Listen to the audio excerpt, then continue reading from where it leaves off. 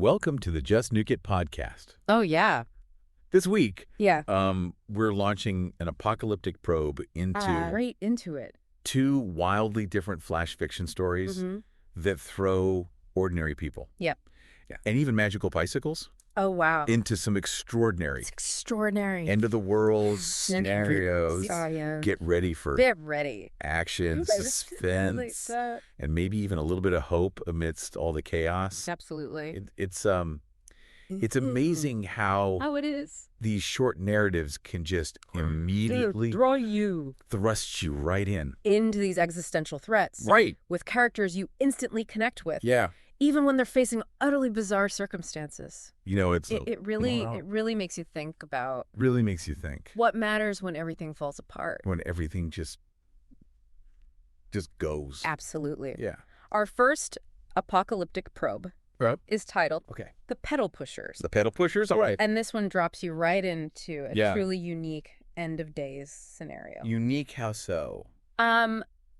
Forget your standard asteroid The standards, yeah. or your zombie horde. Right. This apocalypse arrives Oh, this is interesting. with a vortex of wrongness. A vortex of wrongness. What starts swallowing a trailer park? Okay, now we're talking A vortex of wrongness. with wrongness. What could that be? Kind of unsettling image does that conjure up for you? Yeah, like what is that? It's so vague, big, yeah. yet so immediately terrifying. But terrifying. But All right. I think that vagueness is precisely its strength. Oh, You know, instead of getting bogged down. in the scientific specifics of a cataclysm. Right.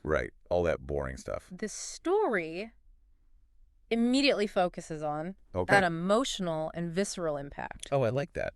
On the people experiencing it. Yeah. It taps Fits into right in. that primal fear of the unknown. Yeah. That sense that something is fundamentally wrong with the fabric of reality. Oh, interesting. And amidst this terrifying scene, Okay. an old tinker appears. Old tinker. Talk about a figure straight out of folklore.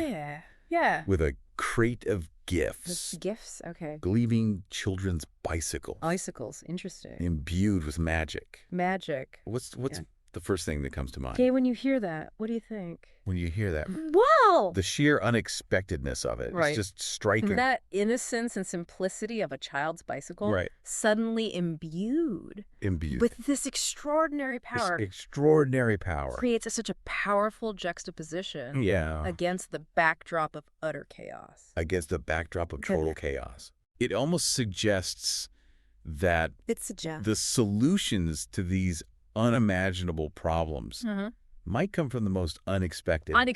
Yeah. And innocent sources. And innocent sources, who would have thought? So we're introduced to Z. Okay, C. Who, as the story tells us, never wished for magic. Okay.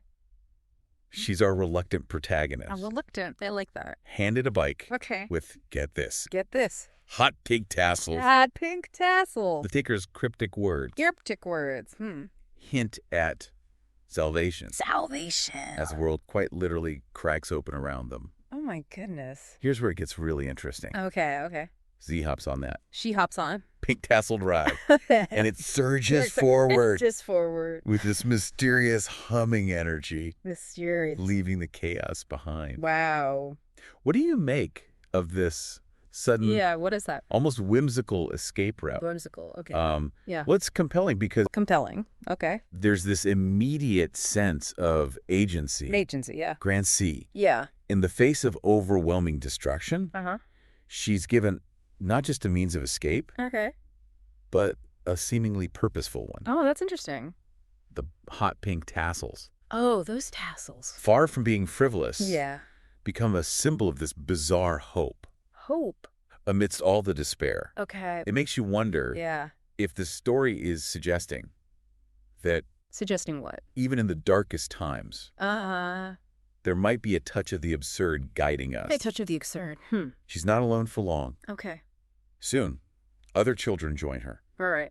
each on their own unique magical bicycle. Oh, some more bicycle. We've got skinny Benji Angie. on a bike sprouting vines. Vines. Interesting. Imagine the possibilities there. Yeah, the possibilities. Maya.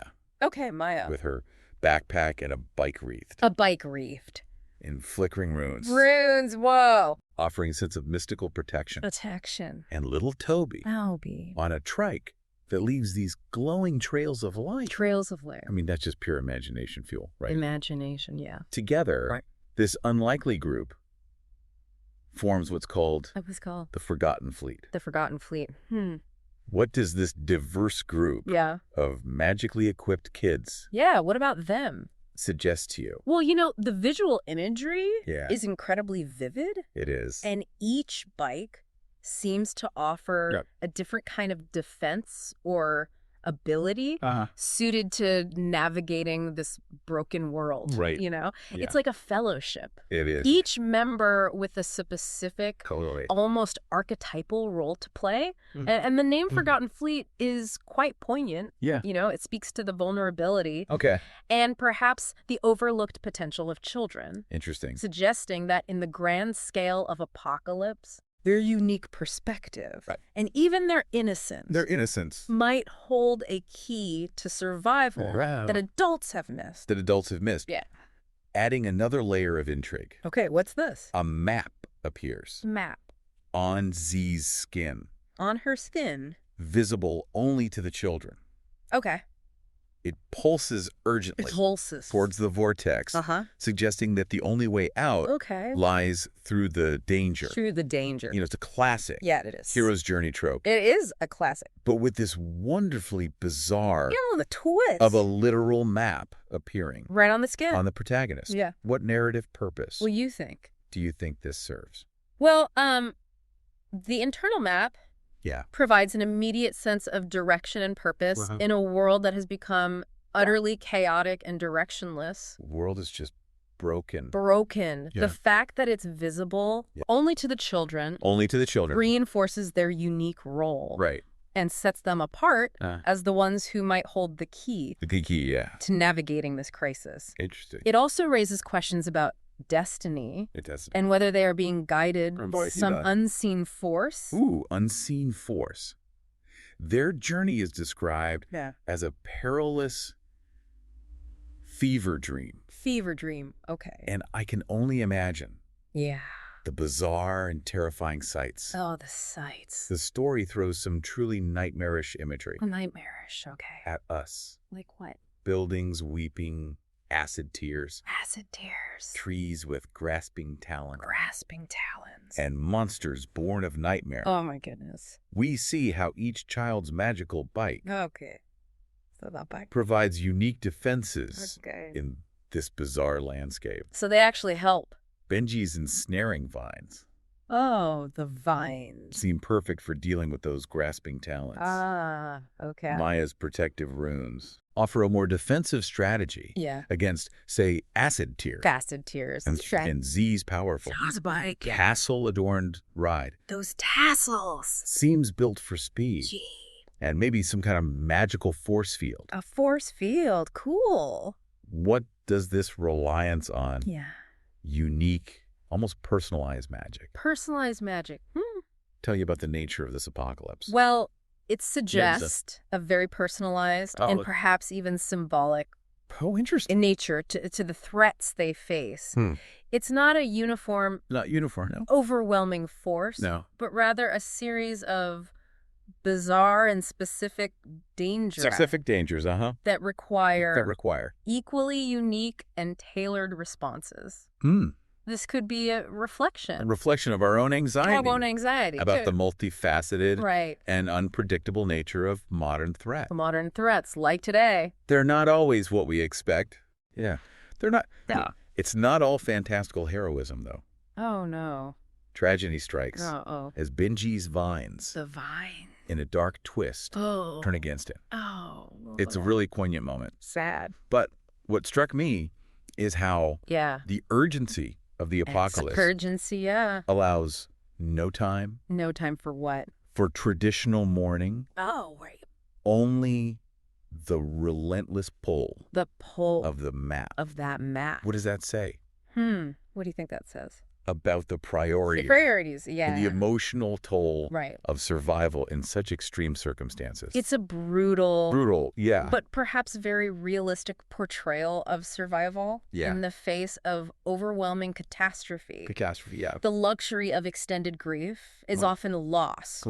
The immediate need to survive and move forward takes precedence. Right. Even at the cost of processing profound loss. It highlights... What does it highlight?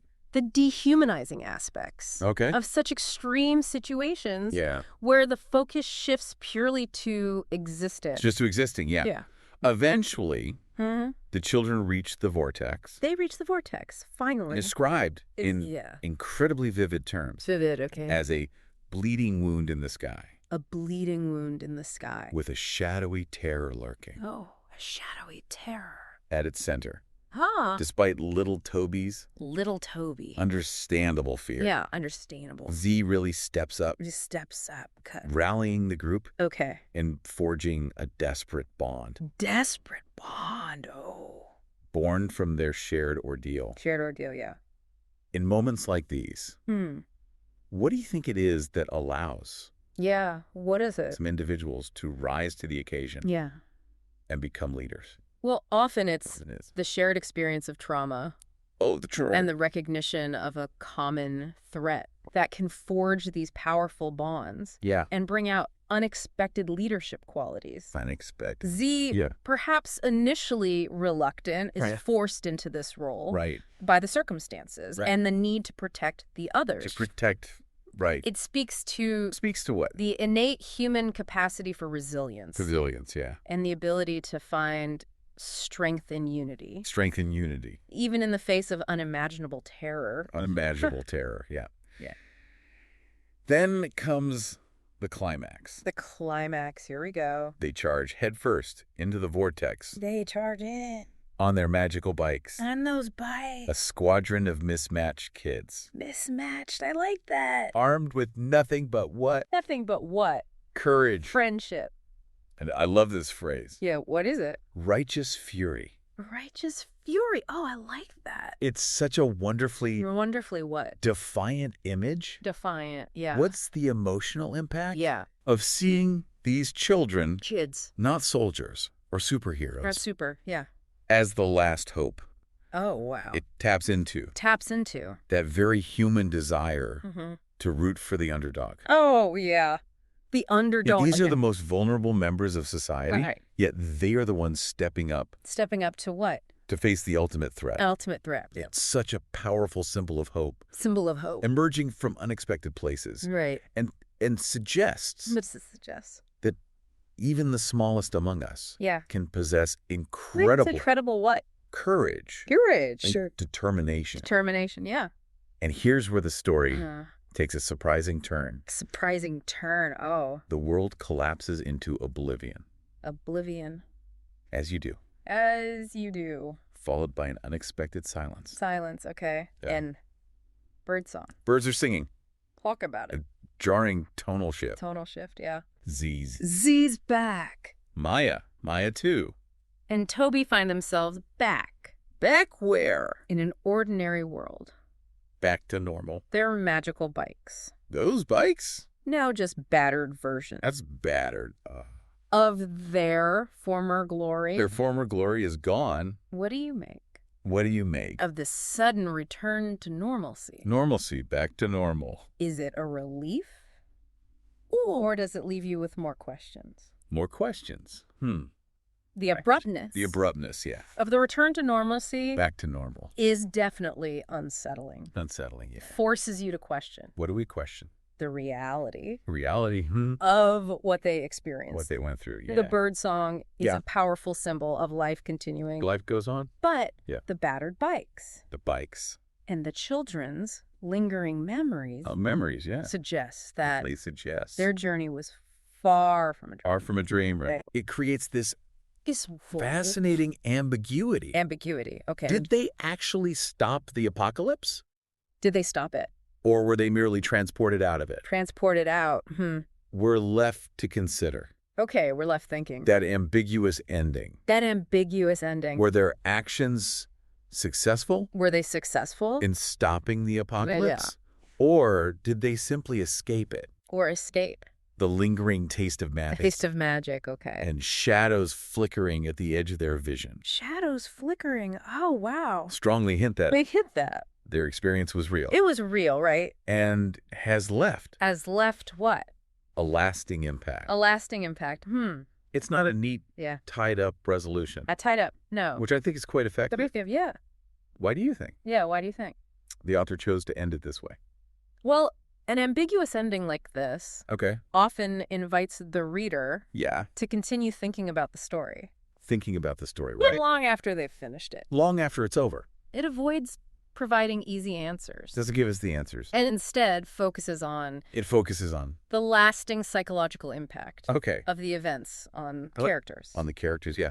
The taste of magic and flickering shadows suggest that they can never fully return to their former lives. They can never fully return. That they carry the weight.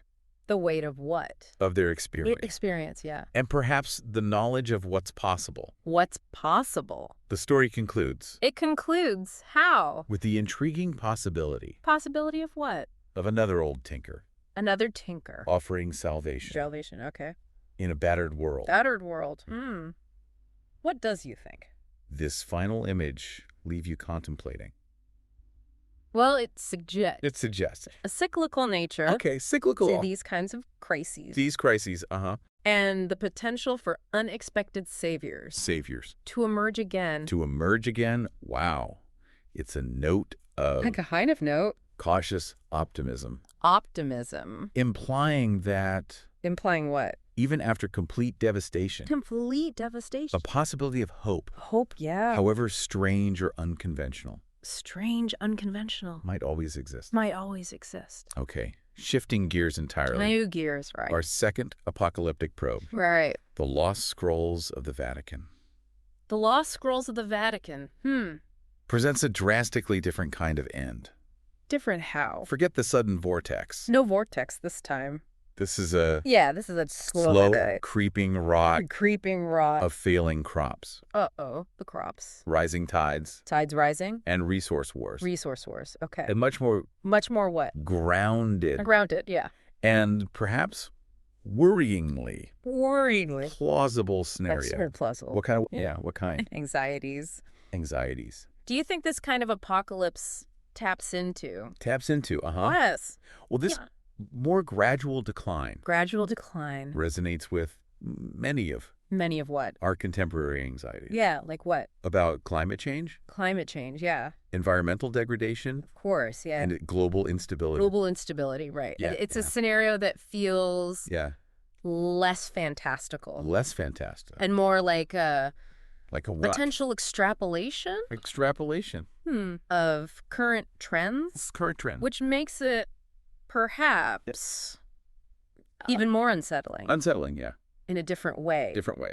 In this bleak reality. Okay, so Blake. Our protagonist. All right, who's this? Mara. Mara. A historian. A historian. So already we're in a different... Different what? Intellectual space. Okay, intellectual. Than a child on a magical bike. Very different, yeah. Seeks refuge. Refuge. In rumors of... Rumors of. A hidden Vatican archive. A hidden archive. Containing ancient texts. Ancient texts. What is this reliance on history and forgotten knowledge in a time of crisis? In this crisis. Suggest about our human nature. Well, it speaks to a deep-seated human tendency. A tendency. To look to the past for answers. To the past for answers. For patterns. The patterns, okay. And for potential solutions. Solutions, When the present seems overwhelming. Overwhelming, right. The idea of a hidden repository. Hidden repository. Of ancient wisdom. Ancient wisdom. Offers a sense of hope. Yeah. That perhaps the knowledge to avert disaster already exists. Already exists. Just waiting to be rediscovered. Rediscovered, wow. Mara's approached. Okay, so Mara. Approached by... Father Luca. Father Luca, okay. A scholar. A scholar. With, as the story says... Haunted eyes. Haunted eyes. And he comes with... Okay. Thrilling. And terrifying. And terrifying. Proposition. What is it? Break in to this forgotten archive. Break in. To find a prophecy. A prophecy? that might offer a way out. A way out. This sets the stage. Sets the stage for what? For a fascinating blend.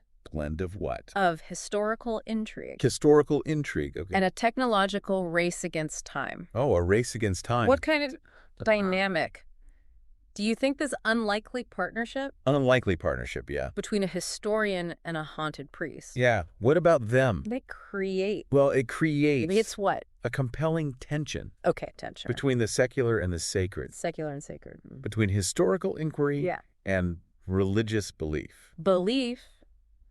Father Luca's haunted eyes. Haunted. Suggest. Suggest what?